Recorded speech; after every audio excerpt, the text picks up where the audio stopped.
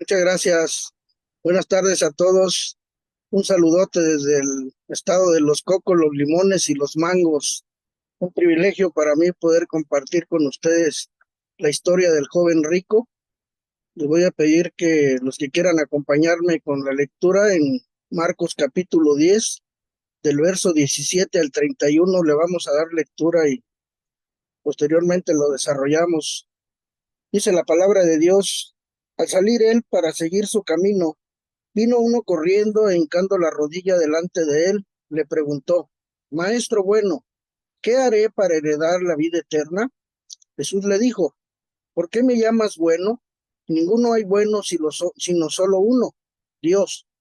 Los mandamientos sabes: no adulteres, no mates, no hurtes, no digas falso testimonio, no defraudes, honra a tu padre y a tu madre. Él entonces respondiendo le dijo: Maestro, todo esto lo he guardado desde mi juventud. Entonces Jesús mirándole le amó y le dijo: una cosa te falta. Anda, vende todo lo que tienes y dalo a los pobres, y tendrás tesoro en el cielo, y ven, sígueme tomando tu cruz. Pero él, afligido por esta palabra, se fue triste, porque tenía muchas posesiones. Entonces Jesús mirando alrededor dijo a sus discípulos: cuán difícilmente entrará en el reino de Dios los que tienen riquezas. Los discípulos se asombraron de sus palabras, pero Jesús respondiendo volvió a decirles: hijos, cuán difícil le es entrar en el reino de Dios a los que confían en las riquezas. Más fácil es pasar un camello por el ojo de una aguja que entrar un rico en el reino de Dios. Ellos se asombraban aún más diciendo entre sí: ¿quién pues podrá ser salvo? Entonces Jesús mirándolos dijo: para los hombres es imposible, mas para Dios no, porque todas las cosas son posibles para Dios. Entonces Pedro comenzó a decirle: he aquí nosotros lo hemos dejado todo y te hemos seguido. Respondió Jesús y dijo: de cierto os digo que no hay ninguno que haya dejado casa o hermanos o hermanas, o padre o madre, o mujer o hijos o tierras por causa de mí y del Evangelio, que no reciba 100 veces más ahora en este tiempo casas, hermanos, hermanas, madres, hijos y tierras, con persecuciones, y en el siglo venidero la vida eterna. Pero muchos primeros serán postreros, y los postreros primeros. Me acompañan a hacer una oración. Bendito Padre, te doy gracias, Dios Todopoderoso, esta tarde, por ese privilegio que me da, Señor, de compartir tu palabra, Señor. Abre nuestro entendimiento, Padre, y que sea tu Espíritu Santo el que nos guíe a toda verdad. Que seas tú, Señor, el que use mis labios, si es tu voluntad. No permitas que ninguna palabra vana o ociosa salga de mi boca, sino toda aquella que sea para edificación de los oyentes, de todos y cada uno de mis hermanos y hermanas que han dispuesto su corazón esta tarde, Señor, principalmente los que se encuentren privados de su libertad, Señor, y también todos aquellos en las redes sociales que puedan escuchar este mensaje. Que seas tú, Padre, el que hable a nuestro entendimiento, Señor, y produzca el efecto para el cual tú creaste esta palabra, Señor. En el nombre de Jesús, amén.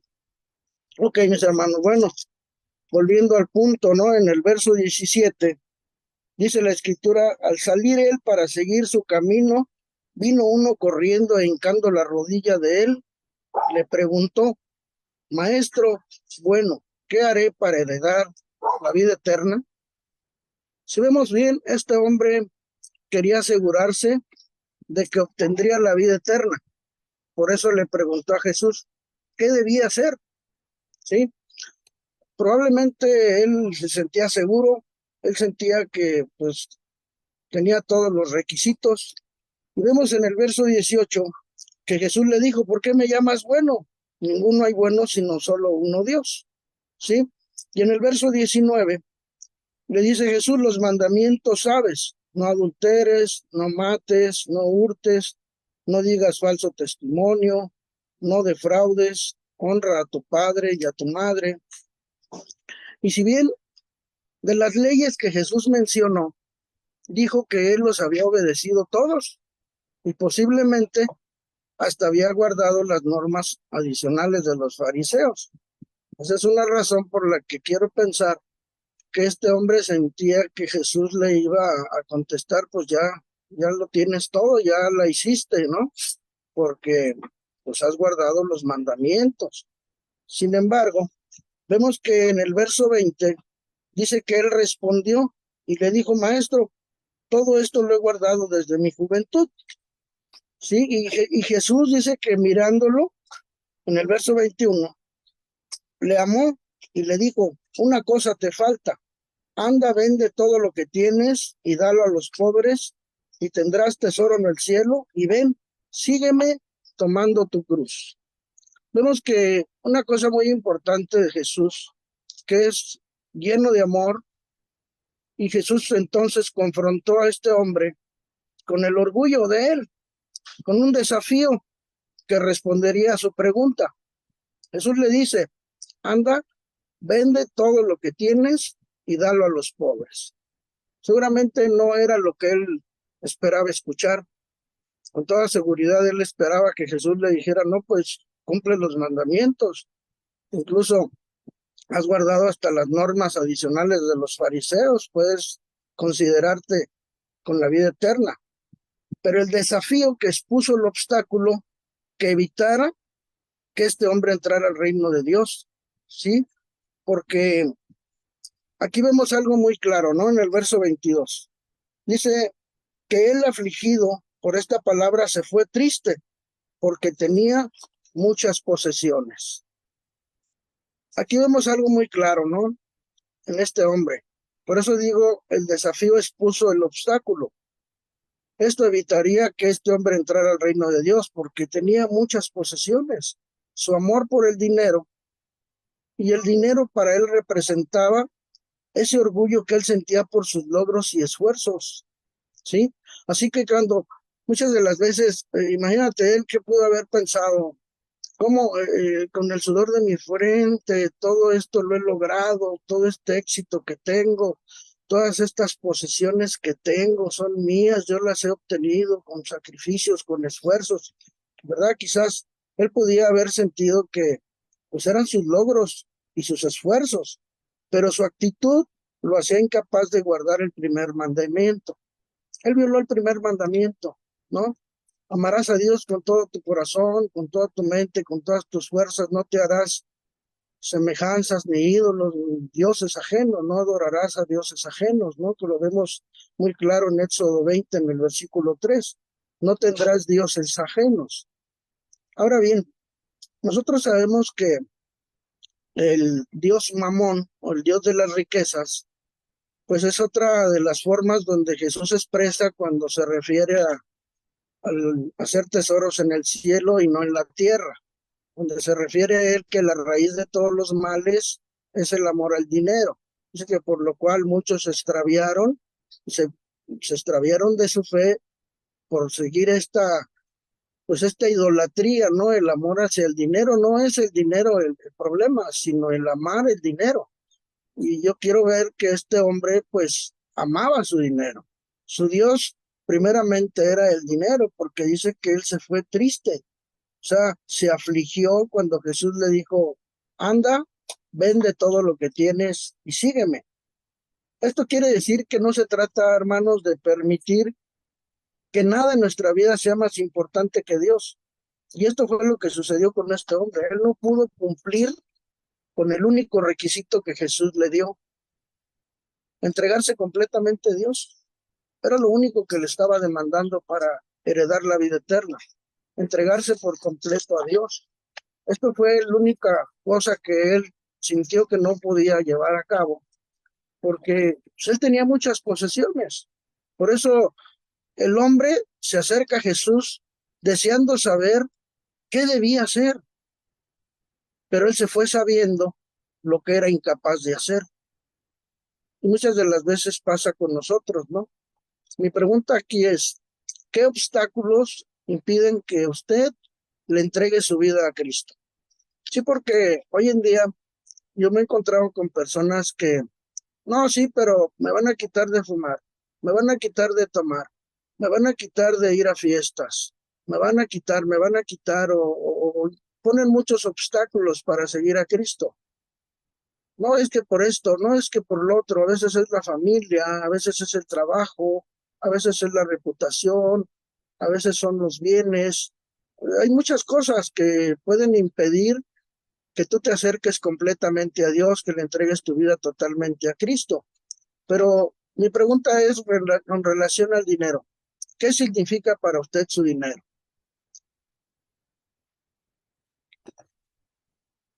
A este hombre Jesús le dijo que vendiera todo lo que tenía y que diera el dinero a los pobres. Por eso surge esta pregunta, ¿no? ¿Qué significa para ti o para usted su dinero? ¿Sí? Porque esto no significa que todos los creyentes deban hacerlo. No significa que todos los creyentes tenemos que abandonar nuestras posesiones, tenemos que dejar todo, porque la gran mayoría de sus seguidores de Jesús no vendieron todo lo que tenían. O sea, no es como una norma, no es como, es el requisito, ¿no? Que todos tengan que dejar, pero sí podemos ver que sí usaron sus posiciones o sus posesiones, mejor dicho, para ministrar a los demás. Es por eso que esta historia nos enseña que no debemos permitir que nuestras posesiones nos impidan servir a Dios totalmente. Ahora, si Jesús se lo pidiera, ¿renunciaría usted a su casa, a su automóvil, a su dinero, a su posición social? Si Jesús se lo pidiera, ¿usted estaría dispuesto a renunciar a todo ello? Mire, cuando yo salí de Irapuato con mi familia y mi esposa y mis hijos, Dios demandó que le entregáramos en un versículo por ahí que dice en la escritura que todo aquel que no renuncia a todo lo que posee no puede ser mi discípulo. Cuando yo leí ese pasaje, yo simplemente lo vi en la computadora de mi pastor José Luis Bolaños y yo dije, no, pues ese estudio él lo está haciendo, o sea, ya no tiene que ver nada conmigo. Pero ese versículo empezó a hacer ruido en mi vida, empezó a taladrarme ahí de tal manera que llegó el punto en que yo le dije al Señor, Señor, ¿es en serio? O sea, me estás pidiendo mi casa, me estás pidiendo mi negocio, me estás pidiendo lo único que se pueda decir que yo tengo para salir adelante, para mantener a mi esposa, a mis hijos, en una casa donde yo no pagaba renta, en un negocio propio. Y pues, sin más ni más, llegó el momento en que Dios me confirmó. Un día llegó mi hermano Héctor y me dijo, carnal, Dios me dijo que te dijera como a Abraham, que te salieras de tu tierra y de su parentela, la tierra que él te va a mostrar. Y yo dije, tú también, o sea, como confirmación, ¿no? Finalmente, digo, sin ahondar más en esto, solamente como un ejemplo, Dios me pidió a mí en su momento, me confirmó que Él quería que yo le regresara, porque al final de cuentas, hoy entiendo que somos encargados de bienes ajenos, que nada es nuestro, todo le pertenece a Dios. Los recursos que Dios nos da son para la extensión de su reino. Él nos ha mandado a ser buenos administradores de los recursos, pero son de Él, final de cuentas, ¿no? Entonces, si Jesús te lo pidiera, mi hermano, tu casa, tu automóvil, tu dinero, tu posición social, ¿tú estarías dispuesto a hacerlo? Ahora, tu respuesta podría mostrar tu verdadera actitud hacia el dinero, porque si la raíz de todos los males es el amor al dinero, lo contrario al amor al dinero es el desamor, ¿no? Es ahí donde tenemos que dejar de amar el dinero y eso lo podemos manifestar pues pagando diezmos, ofrendando, apoyando a las misiones, apoyando a las viudas, a los pobres, a las necesidades de otros, ¿no? Ahora, si este es tu servidor o tu amo, tú puedes darte cuenta en realidad cuál es en realidad el dinero para ti, qué significa el dinero para ti, ¿sí? Aquí viendo nuevamente el versículo 21, dice que entonces Jesús, mirándole, le amó y le dijo, una cosa te falta, anda, vende todo lo que tienes y dalo a los pobres y tendrás tesoro en el cielo y ven, sígueme tomando tu cruz. ¿Se da cuenta que Jesús sintió amor hacia este hombre, aún sabiendo que seguramente no lo seguiría. El amor nos hace capaces de dar consejos difíciles de aceptar y nos motiva a decir la verdad. Por eso es que el cumplimiento de la ley es el amor, pero el amor a Dios por sobre todas las cosas, el amor a Dios por sobre todas nuestras posesiones, por sobre todos nuestros placeres, por sobre todas las cosas del mundo, de la tierra. Por encima de todo ello está el amor nuestro hacia Dios. Cristo nos ama tanto que murió por nosotros y Él nos confronta con la verdad. Eso nos queda claro, ¿no? De tal manera amó Dios al mundo que dio a su Hijo unigénito para que todo aquel que cree en Él no se pierda, mas tenga la vida eterna. El amor de Dios es una de las cosas que hoy garantiza que tú y yo pues estamos del otro lado porque Él nos amó a nosotros primero, porque aún estando nosotros en nuestros pecados, Cristo murió por nosotros. Porque de tal manera dice la Escritura y que Cristo muestra su amor para con nosotros, en que siendo aún pecadores, Él murió por nosotros. En el versículo 23 dice que entonces Jesús, mirando alrededor, dijo a sus discípulos, cuán difícilmente entrarán en el reino de Dios los que tienen riquezas.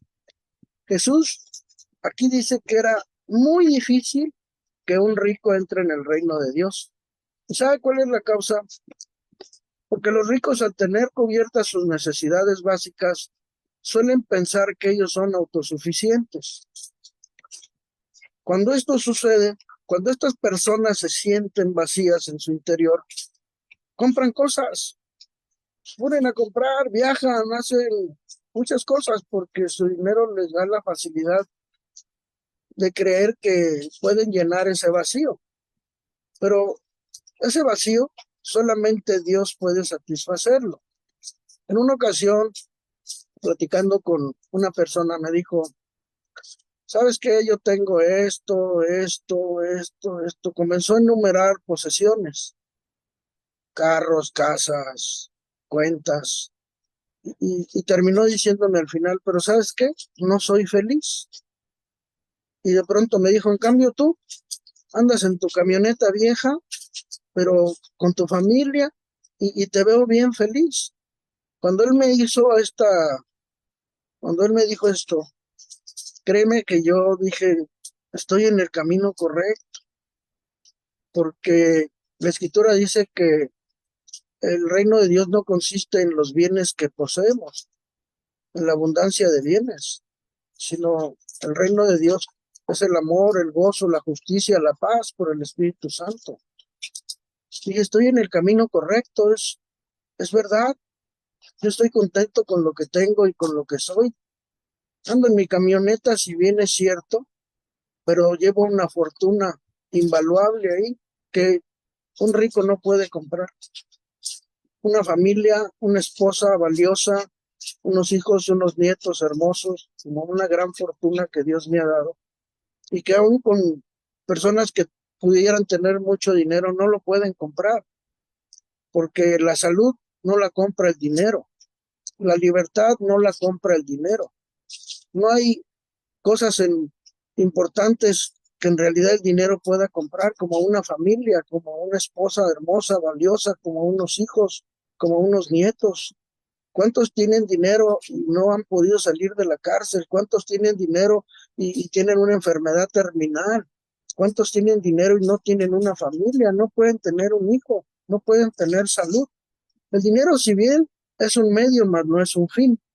Por eso Jesús dijo que era muy difícil que un rico entrara en el reino de Dios, porque ellos creen que tienen sus necesidades cubiertas, pero nosotros sabemos antes de Cristo que había un vacío en nuestro corazón, quizás muchos lo llenábamos con placer, quizás muchos lo llenábamos con drogas, intentábamos o pensábamos que ese vacío se llenaba con drogas, con placer, con sexo, con comprar compulsivamente, con viajar, pero en realidad ese vacío solamente lo llena el Señor, solamente Dios puede satisfacerlo. Irónicamente, su abundancia y su autosuficiencia, se convierte en su deficiencia. Y esto es algo irónico, ¿no? Ellos creen que la abundancia de bienes y el ser autosuficientes puede ser lo necesario, lo absoluto, pero esto se convierte en su deficiencia, porque no es la abundancia de bienes lo que trae felicidad a nuestra vida, lo que trae el gozo interno, lo que trae una paz interna, lo que trae una vida de comunión con Dios, que en realidad es la vida eterna. La vida eterna no consiste solamente en largura de días o no morir. La vida eterna consiste en tener una comunión íntima con el Señor, en llegar a conocer al Padre y a Jesucristo a quien Él envió, en tener una relación personal con Dios, de llegar a conocer al Señor a través de las Sagradas Escrituras. Ahora, una persona que lo tiene todo, aún puede carecer de lo más importante, la vida eterna. Este hombre decía, pues yo he cumplido los mandamientos, yo hago esto, hago lo otro, pero él pensaba que Jesús le iba a decir, no, pues ya la hiciste, estás del otro lado. Pero cuando Jesús lo confronta su orgullo y le dice, vende todo lo que tienes y dalo a los pobres. Y ahí dice la escritura, acabamos de leer, que se fue triste y afligido porque tenía muchas posesiones y su corazón seguramente estaba en lo material. Seguramente él sí creía en Dios, pero no amaba a Dios más que su dinero. Por esa razón, mis hermanos, una persona que lo tiene todo aún puede carecer de lo más importante, que es la vida eterna. Volviendo al punto aquí en el verso 26, dice que ellos se asombraron aún más diciendo entre sí, ¿quién pues podrá ser salvo? Sí, porque los discípulos quedaron asombrados. ¿Acaso no eran las riquezas bendiciones de Dios, recompensas por ser buenos? ¿Acaso no era en realidad lo que ellos estaban esperando? Sí, porque Jesús les explicó que los valores de este mundo, o sea, Jesús explicó claramente que si esto fuera así, la gente que practicaba el bien sería rica y el sufrimiento sería siempre una señal de pecado. Muchos pensamos que porque anteriormente en la tradición judía había esta situación, ¿no? Ellos pensaban en realidad que ellos tenían un falso concepto que es muy común en nuestros días.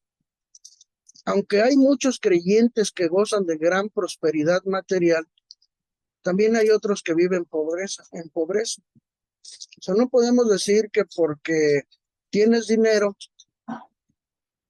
eres muy bendecido, porque también las personas que no tenemos dinero podemos decir, soy muy bendecido.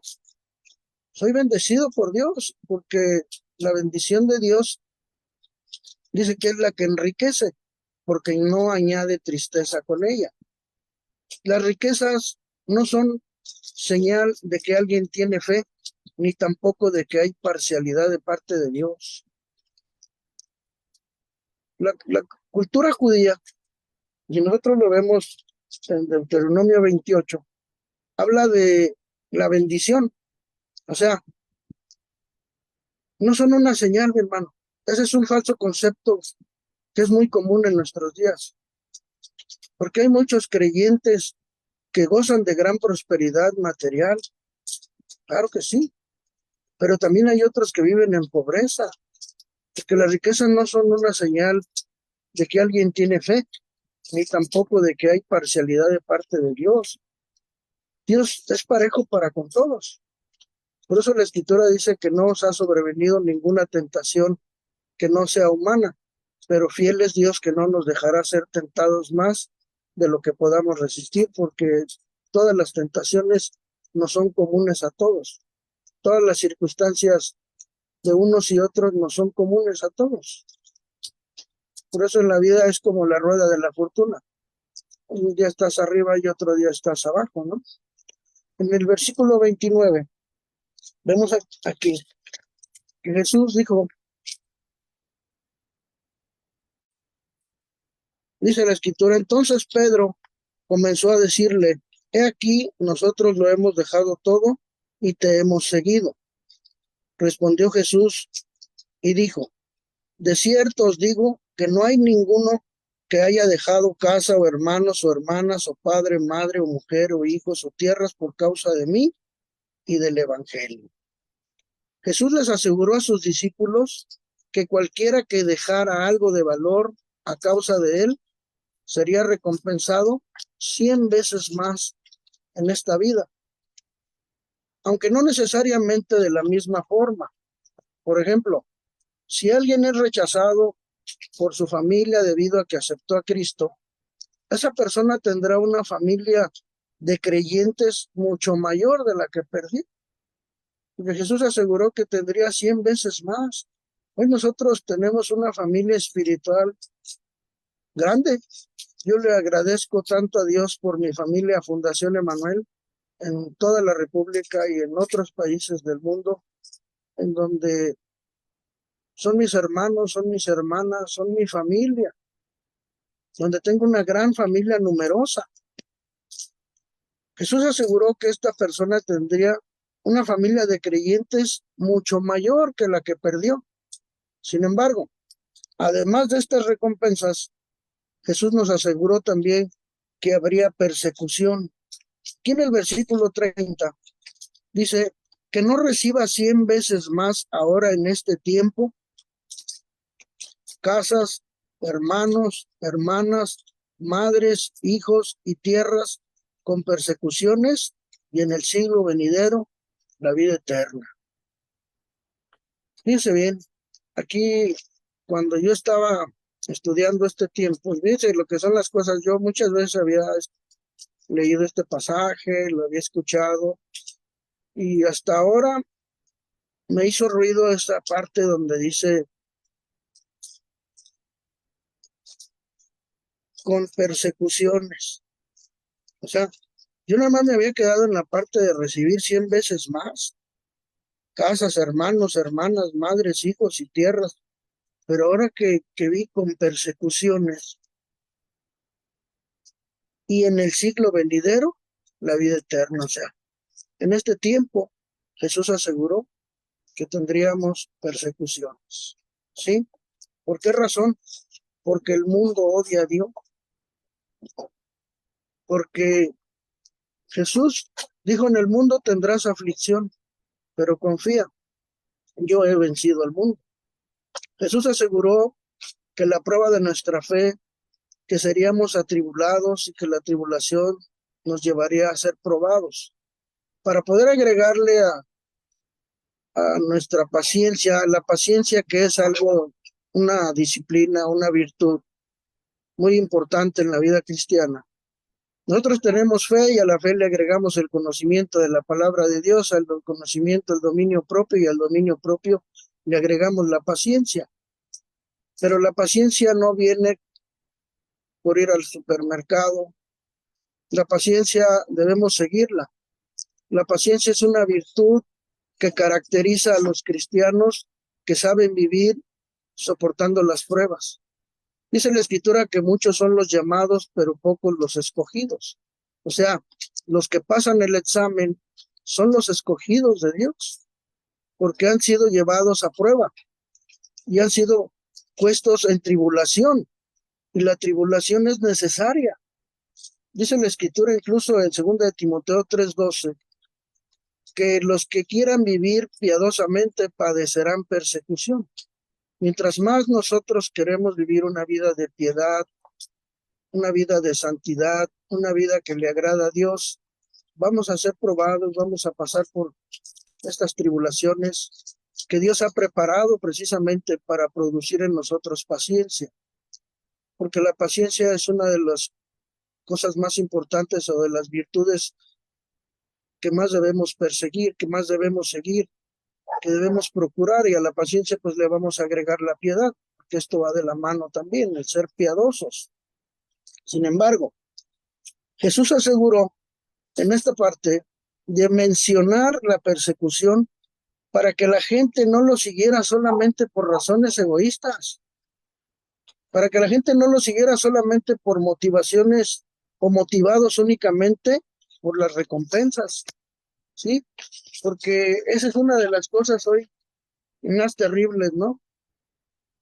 Las recompensas, mis hermanos. Por eso es que yo les decía ahorita, si así fuera, la gente que practica el bien siempre sería rica y el sufrimiento siempre sería una señal de pecado.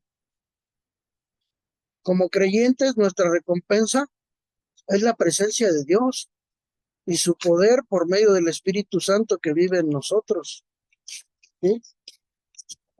Ahora, Jesús explicó grandes cosas, que los valores de este mundo serían invertidos en el mundo venidero.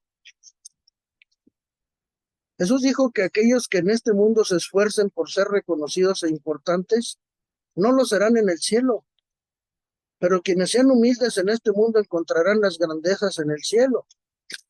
Mira, vamos a citarlo aquí precisamente en el versículo 31. Dice, pero muchos primeros serán postreros y los postreros primeros. O sea, luego dice que en la eternidad seremos premiados por nuestra fe y servicio. Si hubiera recompensas materiales en esta vida por cada acción fiel, nos veríamos tentados a jactarnos de nuestros logros y haríamos las cosas con la motivación equivocada. Es por eso que no debemos enfocarnos en lo que hemos dejado. Más bien, debemos fijarnos en lo que hemos ganado y darle gracias a Dios por ello, porque nunca podremos dar más de lo que Dios nos da. Jesús explicó precisamente que los valores de este mundo serían invertidos en el mundo venidero. Aquellos que se esfuercen en este mundo por ser reconocidos e importantes no lo van a hacer en el cielo, pero precisamente por guiados precisamente por el Espíritu Santo, porque la recompensa mayor, mis hermanos, es el Espíritu Santo viviendo en nosotros. Quienes sean humildes en este mundo encontrarán la grandeza en el cielo. Vivimos en una sociedad corrupta que continuamente promueve valores egocéntricos. Y esto es debido a que continuamente somos bombardeados con mensajes que nos dicen que debemos ser los más importantes y buscar el placer. Aquí las enseñanzas de Jesús nos dicen que debemos servir a otros, aunque parezcan cosas extrañas, aunque parezcan ideas locas, ¿no? ¿Cómo voy a servir a los demás? Sin embargo, dése cuenta de algo, mi hermano. Jesús nos enseñó que debemos de servir humildemente a los demás, porque los que han hecho esto son los que tienen el derecho de ser grandes en el cielo. Vemos el ejemplo en el lavamiento de los pies de Jesús a los discípulos, ¿no? Jesús se humilla, lava los pies incluso de uno que él sabía que lo iba a traicionar. Jesús les dijo que este ejemplo les daba para que ellos lo hicieran, porque el que quisiera ser mayor tendría que ponerse por debajo de los demás para ser considerado grande en los cielos, en el reino de Dios. Ejemplo nos ha dado el Señor. La humildad es uno de los factores o de las obediencias o de las disciplinas o los valores, no sé cómo llamarlo, pero es algo de lo más importante que cada uno de nosotros debemos efectuar, debemos testificar con humildad, debemos actuar con humildad, debemos reconocer que la soberbia no es de Dios y la humildad es una característica de los hombres de Dios. En la Biblia, Dios recompensa a su pueblo según la justicia que ésta demuestra. Por eso si vemos en el Antiguo Testamento, a menudo la obediencia era recompensada en esta vida. Podemos verlo en Mateo 28, en Deuteronomio 28, perdón. Acontecerá que si oyeres atentamente la voz de Dios para poner por obra todos sus mandamientos que hoy te prescribo, que vendrán sobre ti todas estas bendiciones y te alcanzarán. Ya que la bendición y la maldición son una causa y una fuerza. La causa es la bendición y la fuerza te alcanzará. Si obedeces te alcanza la bendición y si desobedeces te alcanza la maldición. Ahí lo puedes tú ver con calma en Deuteronomio 28. Pero la obediencia y la recompensa inmediata no siempre están ligadas. Por eso que si así fuera, la gente que practica el bien siempre sería rica y el sufrimiento sería siempre una señal de pecado. Como creyentes, mis hermanos, lo vuelvo a reiterar, nuestra recompensa es la presencia de Dios y su poder por medio del Espíritu Santo que vive en nosotros. Porque luego en la eternidad seremos premiados por nuestra fe y servicio. Ya que si hubiera recompensas materiales en esta vida por cada acción fiel, pues nos veríamos tentados a jactarnos de nuestros logros y haríamos las cosas con la motivación equivocada. Tenemos que ver las cosas desde el punto de vista humildemente, no enfocarnos en lo que hemos dejado, más bien en lo que hemos ganado y darle gracias a Dios por ello, porque nunca podremos dar más de lo que Dios nos da. Y termino yo aquí en el verso 31, mis hermanos, donde dice, pero muchos primeros serán postreros y los postreros primeros. O sea, aquí Jesús invirtió el orden de los valores del mundo. Nada más piensa en esto. Piensa en las personas más poderosas y conocidas en nuestro mundo.